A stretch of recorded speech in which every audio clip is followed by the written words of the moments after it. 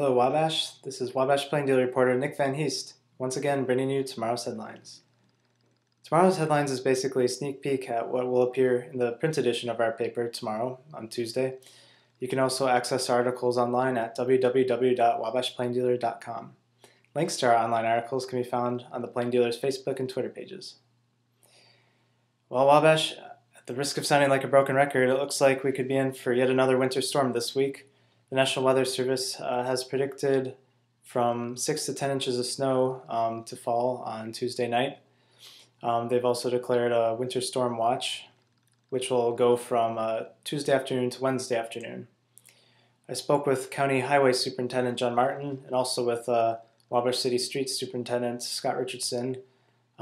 They said that their crews are still ready for anything, although they're definitely looking forward to spring. But one concern is that the road salt is a little short. They said that they have enough for this coming storm, but they just, as we all hope, that there won't be any more of these big winter storms. Next story comes from Plain Dealer reporter Eric Seaman. It's about St. Bernard School, who celebrated the National School Choice Week today, as well as National Catholic Schools Week. As kind of a thank you and a way to give back to the community, St. Bernard delivered thank you cards to local businesses here in town, such as to the library, YMCA, and the Economic Development Group.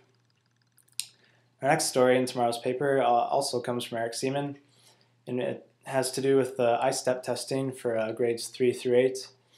Eric spoke with superintendents from local schools around the county, and the general consensus among the superintendents is that the I-STEP testing should be delayed due to all the school cancellations because of the bad weather.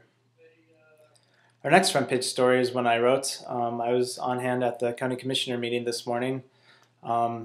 Big news from there is that the commissioners finally approved a plan to make Wabash compliant with the Americans with Disabilities Act.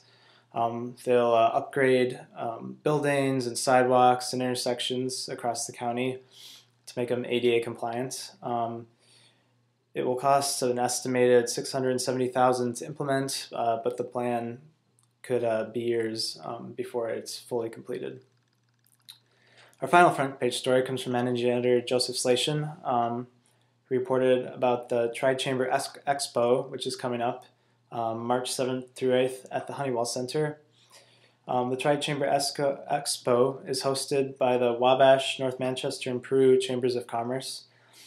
It's the second annual expo, and the theme is Business in Paradise. So the Chambers of Commerce will work to kind of help make business successful at their respective towns. Onto the sports page, sports reporter Justin Shockey wrote an article about the sectional pairings for girls basketball, which the sectional tournament will be held at Northfield High School from February 11th to 15th. Manchester will face Oak Hill in the tournament. Wabash will get a first round bye, and then they will face the winner of Southwood and North Miami, while Northfield will face Lewis Cass. So we at the Plain Dealer want to support our local county girls basketball teams in that tournament. So another sports article from Justin Shockey is about the upcoming Wabash and Southwood boys basketball game on Tuesday. Both teams are tied for second place in the Three Rivers Conference with a 2-1 record. So it's a very tough matchup and big game, and one that you don't want to miss. Well, Wabash, this concludes tomorrow's headlines. I hope you and your loved ones have a wonderful Monday evening. Thank you.